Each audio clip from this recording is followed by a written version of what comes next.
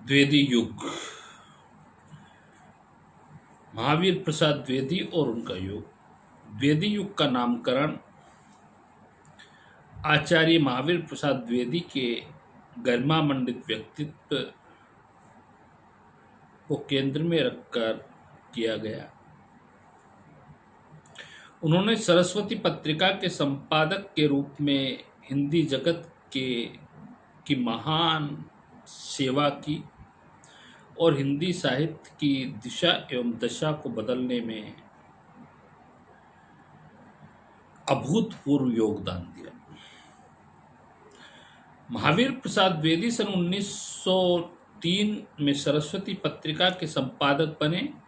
इससे पहले वे रेल विभाग में नौकरी करते थे। उन्होंने इस पत्रिका के माध्यम से कवियों को नायिका भेद जैसे विषय छोड़कर विविध विषयों पर कविता लिखने की प्रेरणा दी। काव्य भाषा के रूप में ब्रज भाषा को त्याग कर खड़ी बोली का प्रयोग करने का सुझाव भी दिया, जिससे गद्य और पद्य की भाषा एक हो सके। द्विवेदी जी ने कवि कर्तव्य जैसे निबंधों द्वारा कवियों को उनके कर्तव्य का बोध कराते हुए अनेक दिशा निर्देश दिए। द्विवेदी जी ने भाषा संस्कार, व्याकरण शुद्धि, विराम चिन्हों का प्रयोग द्वारा हिंदी को परिनिष्ठित रूप प्रदान करने का प्रशंसनीय कार्य किया।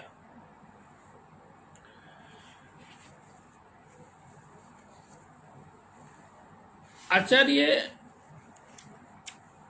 महावीर प्रसाद द्विवेदी जी ने के काव्य की प्रमुख प्रवृत्ति राष्ट्रीयता की भावना थी। देश प्रेम, अतीत का गौरव, स्वदेशाभिमान की अभिव्यक्ति द्विवेदी काल में हमें खूब मिलती है। इतिवृत्तात्मकता, प्रबंध रचना की प्रवृत्ति है। खंड काव्य एवं महाकाव्य अधिक लिखे गए एवं मुक्तक रचना की प्रवृत्ति कम है। प्रिय प्रवास एवं साकेत इस युग के प्रमुख महाकाव्य हैं। अगली प्रवृत्ति को हम देखें तो नैतिकता एवं आदर्शवाद। श्रृंगार भावना का विरोध हुआ, नैतिक मूल्यों पर बल दिया गया।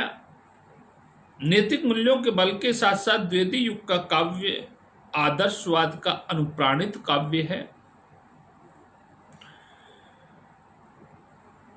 द्विवेदी युग के काव्य में प्रकृति का चित्रण भी हमें देखने को मिलता है।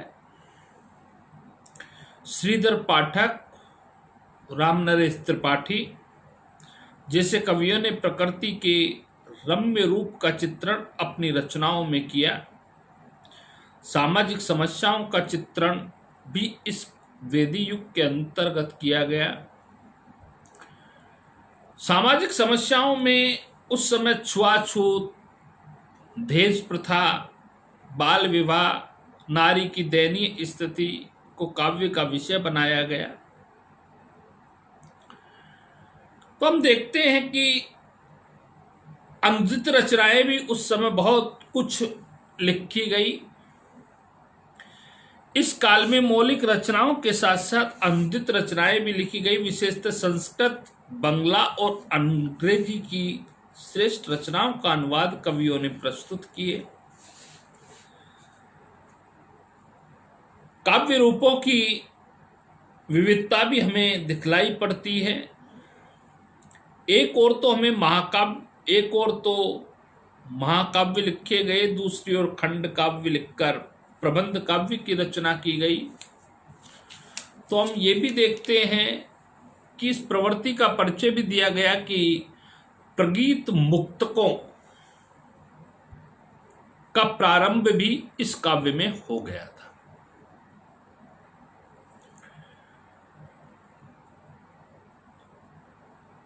काव्य भाषा के रूप में खड़ी बोली का प्रयोग सरस्वती पत्रिका के माध्यम से महावीर प्रसाद द्विवेदी जी ने जो खड़ी बोली का प्रसार किया, ब्रज भाषा को त्याग कर काव्य लिखने की बात कही, वह द्विवेदी युग में खड़ी बोली हिंदी का प्रयोग ब्रज भाषा के स्थान पर काव्य भाषा के रूप में स्थान लेने लगा। छंदों की विविधता भी हमें इस काव्य में दिखलाई, इस युग में दिखाई पड़ती है। काव्य में प्राचीन छंदों दोहा, चौपाई, रोला, सवैया, कुंडलिया के साथ साथ संस्कृत वर्ण वृत्तों, हरिगीतिका, उपेंद्र वज्रा, इंद्र वज्रा, शार्दूल, विक्रीडिता, ताटक आदि का प्रयोग किया गया। हिंदी कविता को प्राचीन रूढ़िबद्धता से पृथक करने का इस युग के कवियों का विशेष योगदान है, क्योंकि हमारी हिंदी कविता इस युग से पहले रूढ़िबद्धता में जकड़ी हुई थी और उससे अलग करने का श्रेय द्विवेदी युग के कवियों को जाता है। काव्य भाषा के रूप में खड़ी बोली हिंदी को परिनिष्ठित किया गया तथा गद्य क्षेत्र में भाषा का परिष्कार कर उसे व्याकरण सम्मत बनाया गया। हिंदी कविता को श्रृंगारिकता से राष्ट्रीयता, जड़ता से प्रगतिशील और रूढ़िवादिता से स्वच्छंदता की ओर ले जाने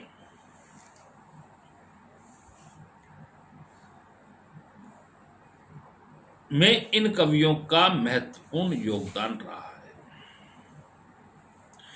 द्विवेदी युग की महती उपलब्धि मैथिली शरण गुप्त द्वारा लिखित साकेत महाकाव्य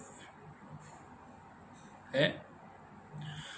दूसरी अयोध्या सिंह उपाध्याय हरिओद कृत प्रिय प्रवास नामक महाकाव्य। ब्रज भाषा के सुकवि बाबू जगन्नाथ दास रत्नाकर का उद्धव शतक भी इस युग की एक महत्वपूर्ण काव्य कृति मानी जा सकती है। इसी प्रकार